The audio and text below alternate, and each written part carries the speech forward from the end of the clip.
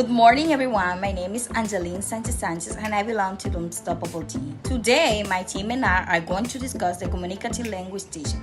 This was developed in the 1980s as an approach for second and foreign language teaching, which mainly focused on developing communicative competency. Also, the community language teaching emphasized the use of language for meaningful purpose in authentic situation. Now, let's see the background origins of this method are being found in the change in the British language teaching tradition dating from the late 1960s. Now, let's know a little bit more about the objectives.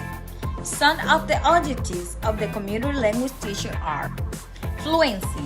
So the fluency is the first priority in the community language teacher rather than accuracy. Also, this method improves communicative processing skills in the English language such as reading, writing, listening, and speaking.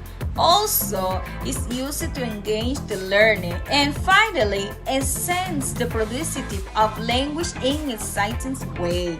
So now we're going to see a very important part, that is the role of every part involved in the teaching and learning process. So first we have the teacher's role. Here the teacher facilitates learnings, English learning, and create abundant communication opportunity in the classroom. And finally, we have the learner's role. Here, the learners take active roles in the English learning. Also, they have to participate in ample communicative skills. If you want to learn more about the community language teaching method, you gotta stay tuned because my partner Elena is going to continue talking about it. Hi, my name is Elena Peralta Severino. Follow the ideas of my partner. The communicative approach is based in the idea that learning language always come through having to communicate real meaning. When learners are involved in real communication, their natural strategies for language acquisition will be used, and this will allow them to learn the new use of language.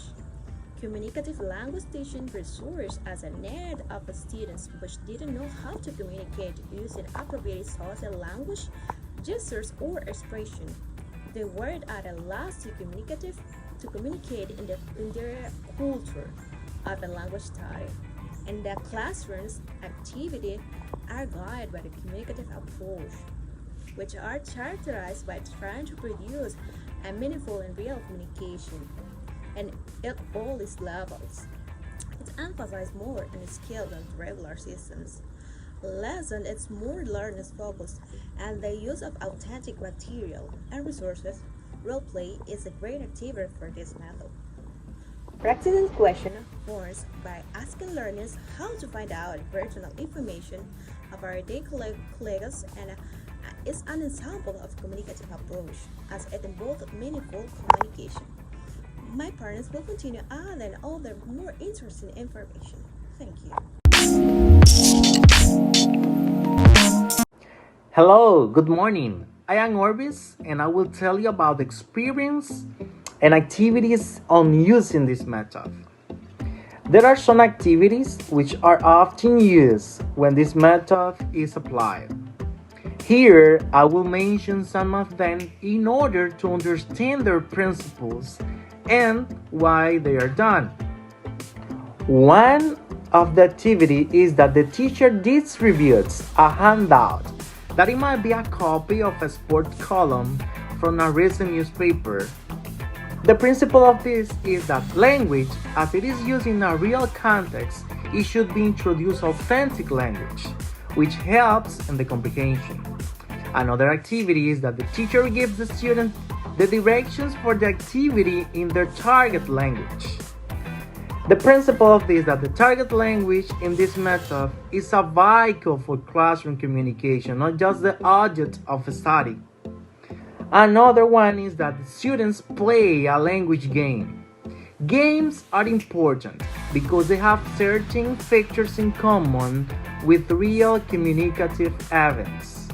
And also the speaker receives immediate feedback from the listening on whether she has successfully communicated. Another thing that may happen during the application of this method is that students make an error and the teacher and other students ignore it. Errors are tolerated and seen as natural outcome of the development of communication skills. But it is important to know that later the teacher will correct the error, but the activities are not interrupted during the application of this method because this breaks the fluency the activity is having. Another important activity is that the students work with a partner or partners to the activities. The principle of this is that communicative interaction encourages cooperative relations among the students.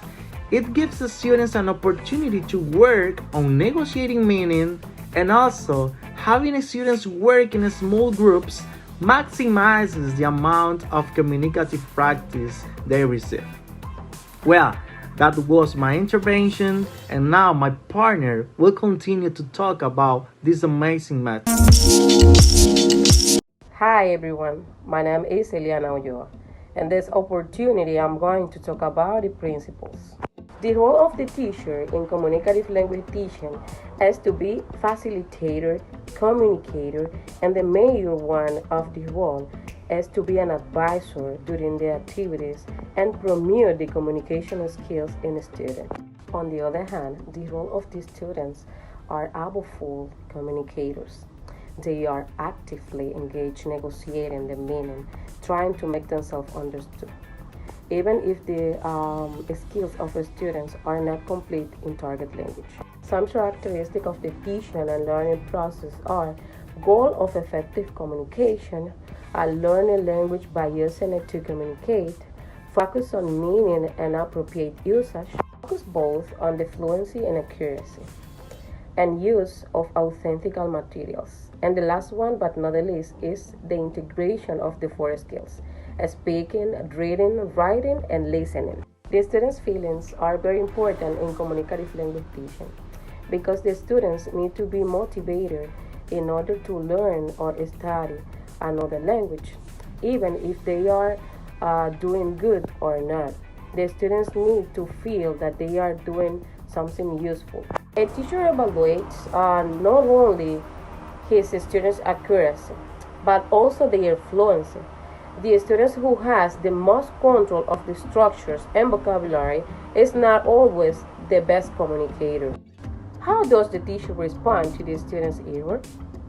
During the fluency-based activities, the errors are seen as natural outcome of development of communication skills. As soon as the teacher identifies the errors, the teacher returns them in an accuracy-based activity. Thank you for listening. Now my partner Edison is going to continue. Hello, and thanks Eliana. I am Edison Reyes. Let's talk about reviewing the techniques in communicative language teaching. Let's see. Number 1. Authentic materials. When students are exposed to natural language and meaningful materials, they learn better.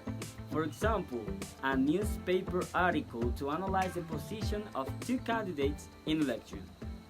Also, the weather forecast. It is suitable when working with predictions. Finally, realia. It refers to authentic objects from real life for teaching concepts. Number 2. Scrambled sentences. Students are given a passage from a test in which the sentences are in a scrambled order. They have to organize the sentences in their right position. Number 3. Language games. Games are important in communicative language teaching. According to Morrow, 1981, they contain 3 features: information gaps, choice, and feedback. Number 4. Picture strip story. In this technique, students can discover hidden stories behind pictures. First, create small groups. Then, a student show a picture. Finally, partners try to say what the picture is about and predict the following. Number 5.